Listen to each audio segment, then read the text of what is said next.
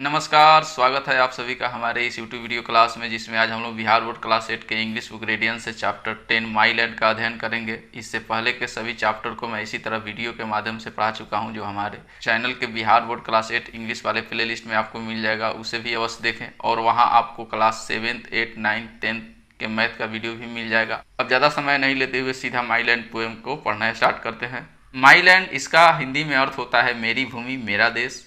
यह पोएम देशभक्ति से ओतप्रोत है और इस पोएम के लेखक थॉमस डेविस और वो एक देशभक्त कवि हैं तथा वो अपने देश प्रेम को इस पोएम के माध्यम से जाहिर कर रहे हैं। आगे हम लोग इस कविता को पूर्ण रूप से हिंदी ट्रांसलेट करते हुए रोचक अंदाज में पढ़ेंगे तथा साथ ही साथ आपको इस पोएम के सभी टफ वर्ड मीनिंग को भी हम नोट करवाते चलेंगे। सो आप लोग पेन और पेपर साथ में ले लीजिए और अंत में इस कविता के सभी प्रकार के क्वेश्चन आंसर को भी हम बनवाएंगे, इसलिए आप मेरे साथ इस वीडियो में अंत तक बने रहें। इस पोएम को पढ़ने से पहले ये पीला वाला बॉक्स जो है वार्मर, इसमें क्या लिखा है जरा इसे हम पढ़ते हैं और समझते हैं।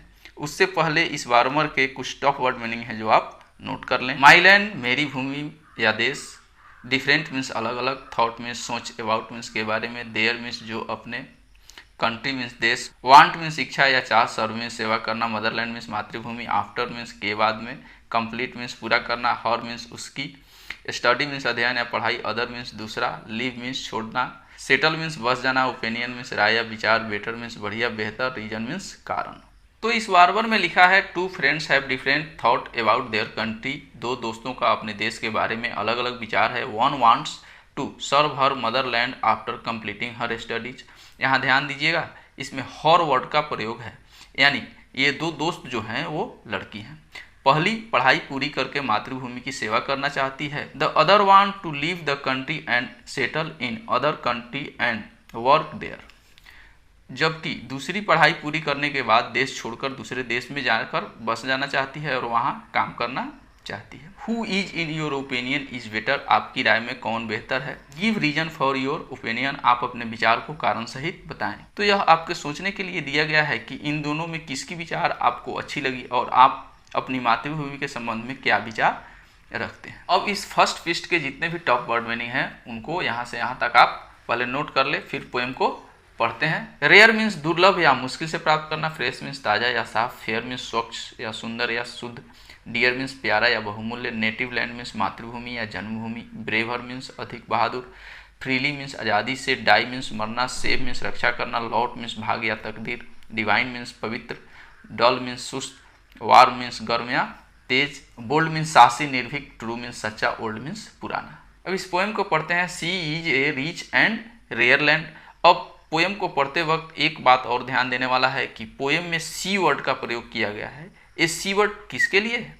सी वर्ड हमेशा सजीव और स्त्री के लिए प्रयोग होता है, तो ये सी वर्ड जो है देश के लिए प्रयोग किया गया है। चूँकि हम आपको पहले ही यह बता चुके हैं कि यह कवि थॉमस डेविस एक देशभक्त कवि हैं जो अपनी मातृभूमि की महानता को इस पोएम के माध्यम से बता रहे हैं, अपने देश को सजीव स्त्री की दर्जा दे रहे हैं, इसलिए सी का प्रयोग किया गया है। She is a rich and rare land. यह एक धनी और दुर्लभ देश है। ओ सी, यहाँ एपोस्ट्रोफी लगा है तो इसको इज पढ़ेंगे। O she is a fresh and fair land. O, यह साफ और सुंदर देश है, ठीक है। She is a dear and rare land. यह बहुमूल्य और मुश्किल से प्राप्त भूमि है। This native land is mine. यह जो मेरी जन्मभूमि है, यह जो मेरी जन्मभूमि है। यह एक धनी और दुर्लभ देश है। ओ साफ और सुंदर देश है। यह बहुमूल्य और मुश्किल से प्राप्त देश है। यह जो मेरी जन्मभूमि है। इस सेकेंड पैराग्राफ पर ध्यान दीजिएगा। No man than hers are brave. इस देश के लोग जैसा बहादुर कोई नहीं है। और women's heart never ever braver. यहाँ पे स्टॉप है, इसको एवर पढ़ेंगे। मतलब यहाँ के औरतों का भी दिल कभी डगमगाता नहीं है। I did freely die to save her. मैं इसकी रक्षा के लिए आज़ादी से मर जाना पसंद करूँगा। And think my lord divine. और इसे मैं अपना पवित्र भाग्य समझूंगा। इस देश के लोग जैसा बहादुर कोई नहीं है। यहाँ के औरतों का भी दिल डगमगाता नहीं है। मैं इसकी रक्षा के लिए आज़ादी से मर जाना पसंद करूँगा और इसे मैं अपना पवित्र भाग्य भी समझूंगा। ठीक है, यहाँ तक क्लियर है। अब आगे ध्यान दीजिएगा। सी इज नॉट डल और कोल्ड लैंड। यह कोई सुस्त या ठंडी भूमि नहीं है। No, she is warm and bold land. नहीं, यह तो तेज और साहसी देश है, ठीक है। O she is a true and old land. ओह, यह एक सच्चा और पुराना देश है। This native land is mine. जो यह मेरी मातृभूमि है। ठीक है, यह कोई सुस्त या ठंडी भूमि नहीं है, नहीं यह तेज और साहसी देश है। ओ, यह एक सच्चा और पुराना देश है, यह जो मेरी मातृभूमि है। ठीक है, यहाँ तक क्लियर है। अब आगे बढ़ते हैं। इस चौथे और पांचवें पैराग्राफ को पढ़ने से पहले इनके कुछ टफ वर्ड मीनिंग है जिन्हें आप लोग नोट कर लीजिए। ब्यूटी मीन्स सुंदरता या सोबर, वर्चू मीन्स गुण धर्म या खूबी, स्टील मीन्स फिर भी अभी, रिवार्ड मीन्स इनाम, फोय मीन्स शत्रु या दुश्मन, बॉर्डर मीन्स सीमा, पाइन मीन्स उदास या चिंता। जरा इस चौथे पैराग्राफ पर ध्यान दीजिएगा। Could beauty ever guard her, यानी इसकी सुंदरता हमेशा इसकी रक्षा करती है। And virtue still reward her, और इसकी गुण अब भी इसका मान बढ़ाती है। No foe would cross her border, कोई दुश्मन इसकी सीमा पार नहीं कर पाता। No friend we think it fine, और इस देश में रहने वाले इसका कोई दोस्त, इसकी कोई निवासी उदास नहीं हो पाता है। यानी इसकी सुंदरता हमेशा इसकी रक्षा करती है और इसकी गुण अब भी इसका मान बढ़ाती है। कोई दुश्मन इसकी सीमा पार नहीं कर पाता, और इस देश में रहने वाला इसका कोई भी दोस्त, इसकी कोई भी निवासी उदास नहीं रह पाता। ठीक है, क्लियर है। अब पांचवें और अंतिम पैराग्राफ को पढ़ते हैं। O she is a fresh and fair land, यह एक ताजगी से भरा और सुंदर देश है। O she is a rare and true land, यह एक दुर्लभ और सच्चा देश है। Yes she is a rare and fair land, यह एक दुर्लभ और सुंदर देश है। This native land is mine, जो यह मेरी जन्मभूमि है, जो यह मेरी जन्मभूमि है। तो यह था आपका पोएम, कविता। आप इसको एक बार नहीं, दो बार नहीं, 3 बार रिपीट करके समझे, खूब अच्छा से समझे, समझ में आ जाएगा। तो इस प्रकार से इस 10वें चैप्टर माई लैंड का हम लोगों ने काफ़ी अच्छे प्रकार से हिंदी ट्रांसलेट करते हुए अध्ययन किया। अगर आपको हमारा ये पाठ प्रस्तुति अच्छा लगा हो तो प्लीज़ हमारे चैनल को सब्सक्राइब करें, वीडियो को लाइक करें तथा अपने दोस्तों में शेयर करें, ताकि हमारा उत्साह भी बना रहे और हम आपके लिए अच्छे से अच्छे वीडियो बना सकें। तो आगे चलते हैं हम लोग इस पाठ के अभ्यास प्रश्न को बनाने। आगे हमारा क्वेश्चन आंसर है थिंक एंड टेल, सोचिए और बताइए। B1.1 answer of the following question only, निम्नलिखित प्रश्न के उत्तर मौखिक रूप से देना है। क्वेश्चन है name the qualities of the speakers native land, मतलब कवि का जो अपना जन्मभूमि है उसके गुणों को आपको बताना है। ठीक है, तो इस फर्स्ट क्वेश्चन का आंसर होगा the qualities of the speaker native lands are as following, rich, rare, fresh, fair, dear, warm, bold, true and old. यानी कवि का जो देश है वह धनी है, दुर्लभ है, साफ सुथरा है और पवित्र है, तथा बोल्ड है, ओल्ड है, पुराना है। सेकेंड क्वेश्चन है tell the qualities of the men and womens who live in the land of the speaker, मतलब कवि के देश में रहने वाले लोगों की क्या क्या खूबियां हैं उसको आपको बताना है। तो इस सेकेंड क्वेश्चन का आंसर होगा the men of speaker's country are brave than other country and the women's heart never ever braver, यानी उस देश के जितने भी पुरुष हैं वे बहुत ही मजबूत और साहसी हैं, तथा वहाँ की स्त्रियां भी कमजोर नहीं है, वे डरती नहीं है, डरपोक नहीं है। अब तीसरा क्वेश्चन है what is the wish of poet, मतलब कवि की क्या इच्छा है। तो इस तीसरे क्वेश्चन का आंसर होगा the poet wishes to die freely to save his motherland from her enemies, यानी कवि जो है वह अपने मातृभूमि की रक्षा के लिए मर जाना पसंद करता है, लेकिन मातृभूमि को संकट में नहीं आने देना चाहता है। इस प्रकार इस B1.1 के तीनों क्वेश्चन का आंसर हम लोगों ने दे दिया। अब आगे चलते हैं, आगे बनाते हैं। अब आगे प्रश्न है say whether the following statements are true और फॉल्स, मतलब इन पांचों स्टेटमेंट में से सही और गलत स्टेटमेंट को पता करना है कि कौन ट्रू है और कौन फॉल्स है। फर्स्ट है the poem is about A fresh and fair land, क्या कविता जो है वह फ्रेश एंड फेयर लैंड के बारे में है, साफ सुथरी भूमि के बारे में है। तो हाँ, ट्रू है, यहाँ ट्रू लिखेंगे, साफ सुथरी भूमि के बारे में, सही बात है। सेकेंड है speaker is ready for sacrifice his life for the sake of his Motherland, मतलब इस पोएम का जो कवि है वह अपने देश के लिए मर मिटना चाहता है। हाँ, यह बात भी सही है, ट्रू, वह मर मिटना चाहता है। थर्ड है the poet does not tell about the virtue and beauty of his birth place, क्या कवि जो है वह अपनी मातृभूमि के बारे में बात नहीं कर रहा है। नहीं, यह गलत है, यह फॉल्स है। कवि तो सिर्फ मातृभूमि की बात ही कर रहा है क्योंकि वह देशभक्त कवि ही है। 4 नंबर है according to the speaker no enemy can cross the border of his native land, मतलब स्पीकर के अनुसार कोई भी दुश्मन उस देश का सीमा पार नहीं कर सकता है, सही बात है, इसके लिए ट्रू लिखेंगे। 5 नंबर क्वेश्चन है the poet is proud his Motherland, मतलब वह जो कवि है वह अपने मातृभूमि के प्रति काफी गर्व महसूस करता है, सही बात है, इसके लिए भी ट्रू लिखेंगे। अगला नेक्स्ट क्वेश्चन है थिंक एंड राइट, सोचिए और लिखिए। Tick the most appropriate option to complete the following statement, मतलब इस स्टेटमेंट को सही करने के लिए इन तीनों में से कोई एक ऑप्शन सही है, सही पर निशान लगाइए। फर्स्ट है the title of the poem my land does not indicate, मतलब ये जो टाइटल है इस पोएम का माई लैंड वह इनमें से किन को इंडिकेट नहीं कर रहा है। तो पढ़ते हैं इसको। फर्स्ट है ए फ्रेश एंड फेयर लैंड, ताज़ा और सुंदर है, यह भी इंडिकेट कर रहा है।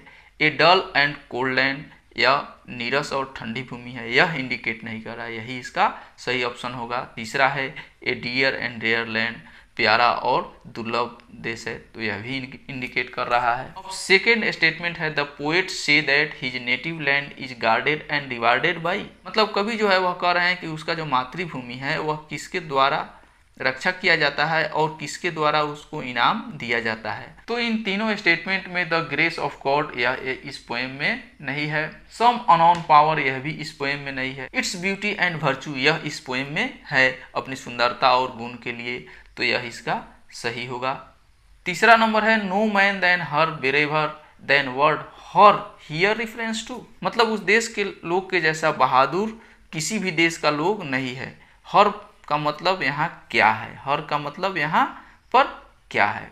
कॉमन मैन कॉमन वुमेन नहीं, यहाँ होगा नेटिव पीपुल, यहाँ राष्ट्रभक्त जनता है। आगे अब इस क्वेश्चन आंसर को देखते हैं। Answer each of the following question in about 70 word, निम्नलिखित प्रश्न के उत्तर 70 शब्दों के लगभग में देना है। फर्स्ट क्वेश्चन है justify the title of my land suggest another suitable title, मतलब इस कविता का जो टाइटल है माई लैंड वह ठीक है कि नहीं। अगर आपको लगता है कि इस कविता का और भी दूसरा टाइटल हो सकता है तो उसको भी आपको बताना है। तो इस फर्स्ट क्वेश्चन का आंसर होगा the poem's title my land is suitable and perfect, the poet has based his poem on his motherland और country, so the title suits to the poem, the other title could be my native land, my country, my motherland etc।